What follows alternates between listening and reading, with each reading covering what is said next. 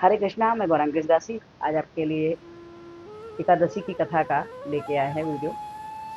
और एकादशी की क्या महिमा है, एकादशी में क्यों करनी चाहिए, आज की एकादशी का क्या फल होता है, इन सब पे चर्चा।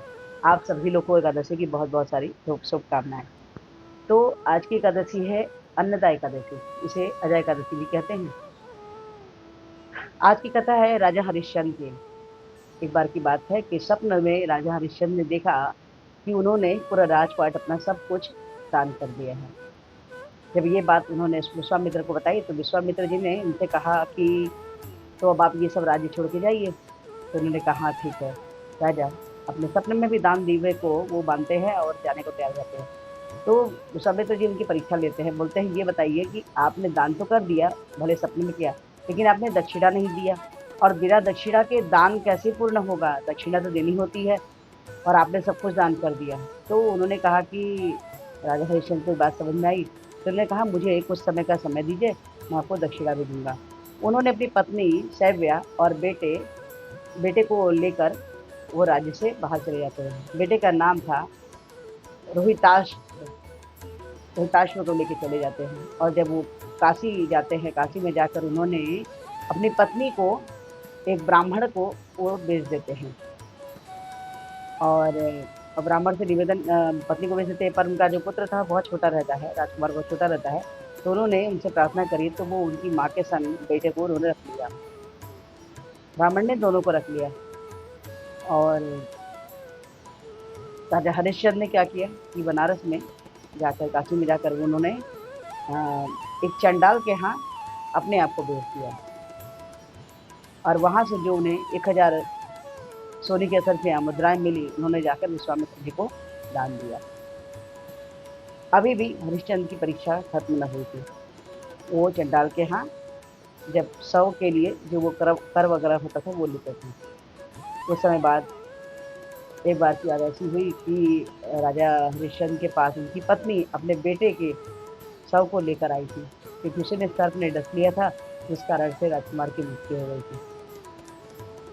अब जब लेके आते हैं तो राजा हरिश्चंद्र बोलते हैं कि हमें तो कर चाहिए। उनकी पत्नी के पास कर नहीं देने के लिए पैसे नहीं थे। तो बोला बिना कर के हम आपको शव नहीं जलाने देंगे। राजा हरिश्चंद्र इतने ज़्यादा सत्यवादी थे, और उन्होंने अपनी ईमानदारी को बरकरार रखा। लेकिन अभी भी परीक्षा खत्म नहीं होती। आखिर पत्नी ने क्या किया, रानी शैव्या ने अपने साड़ी के आधे पल्लू को फाड़कर राजा हरिश्चंद्र को कर के रूप में दिया।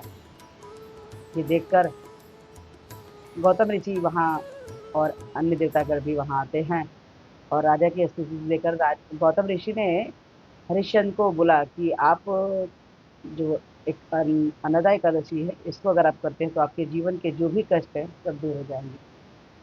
राजा हरिश्चंद्र गौतम ऋषि के बोलने पर उन्होंने ये व्रत किया, और उसका ये फल हुआ कि विश्वामित्र ने वहाँ पर उनके परीक्षा में उनको उत्तीर्ण देखकर तो वो आए, और आकर उन्होंने सारा राज्य सब कुछ वापस से हरिश्चंद्र को दे दिया।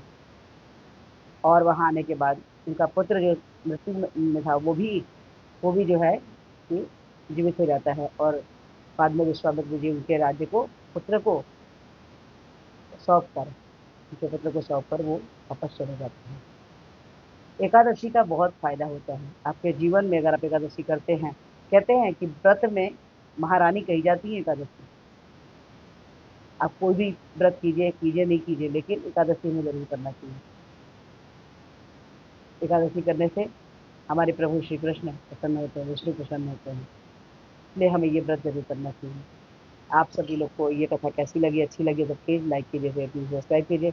और इस वीडियो में थोड़ी प्रार्थना है कि हमारे प्रत्येक प्रसाद में हरे कृष्ण महामंत्र जपने बोलेंगे इस प्रकार से है। हरे कृष्ण कृष्ण कृष्ण हरे हरे, हरे राम राम राम हरे हरे। तो हरे कृष्ण महामंत्र जपिए, कृष्ण के सबसे बड़े प्रिय बच्चे बन जाइए, बन जाइए। हरे कृष्णा, राधे राधे।